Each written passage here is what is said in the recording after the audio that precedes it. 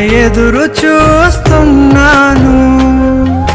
నీవే ఏదైనా చేయాలంటూ నీ కార్యాలకే ఎదురు చూస్తున్నాను.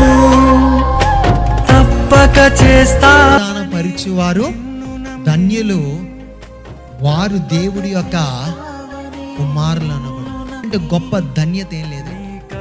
దేవుడి యొక్క కుమారులుగా కుమార్తెలుగా అనబడటం కంటే గొప్ప ధన్యత మన జీవితంలో లేదు. ధన్యులుగా మనము దేవుడి యొక్క కార్యాలు మన జీవితంలో మనం రుచి చూడాలంటే నీకు సాధ్యమంతంత వరకు ప్రతి వారితో సమాధానం ఉండడానికి ప్రయత్నం చేయి, కృషి చేయి. అప్పుడు నువ్వు సంతోషముగా బ్రతుకుతావు.